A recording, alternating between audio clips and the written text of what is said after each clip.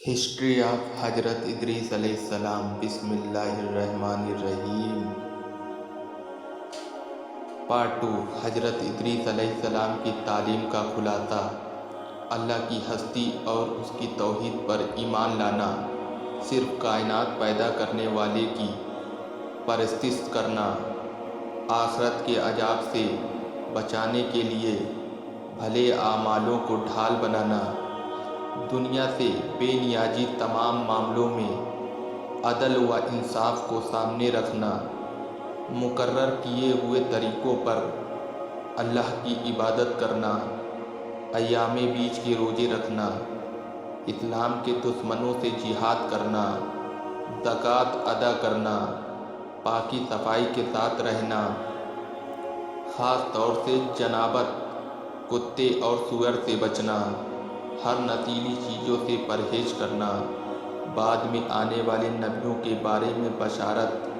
حضرت ادریس علیہ السلام نے اپنی امت کو یہ بھی بتایا کہ میری طرح اس دنیا کی دینی و دنیاوی اصلاح کے لیے بہت سے نبی تشریف لائیں گے، اور ان کی نمایاں خاص باتیں یہ ہوں گی، وہ ہر ایک بری بات سے دور اور پاک ہوں گے، تعریف کے قابل اور فضائل میں کامل ہوں گے، زمین و آسمان کے حالات کو اور ان معاملوں کو کہ جن میں کائنات کے لیے شفا ہے یا مرض، وحی الہی کے ذریعے اس طرح جانتے ہوں گے کہ کوئی مانگنے والا بھوکا پیاسا نہ رہے گا، وہ دعاؤں کو دینے والے ہوں گے۔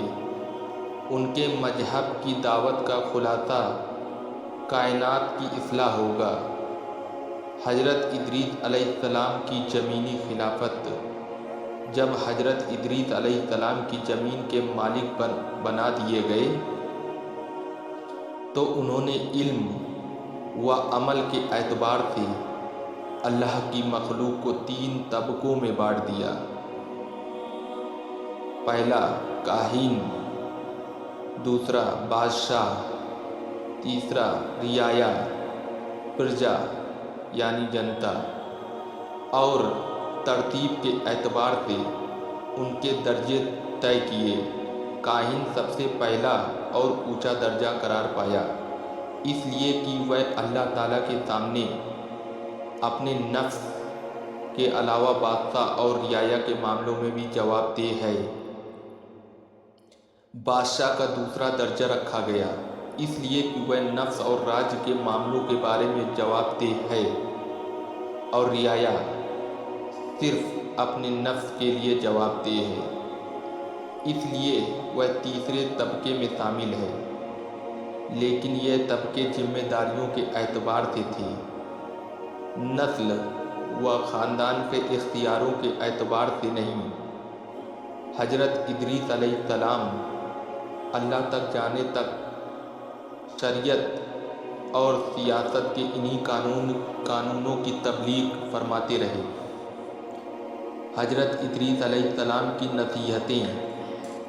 حضرت ادریس علیہ السلام کی بہت سی نصیحتیں اور آداب اور اخلاق کے جملے مشہور ہیں، جو الگ الگ زبانوں میں کہاوت کی شکل میں ہیں، استعمال کیے جاتے ہیں۔ ان میں سے کچھ نیچے دیے جاتے ہیں۔ پہلا، اللہ کی بے پناہ نعمتوں کا شکریہ انسانی طاقت سے باہر ہے۔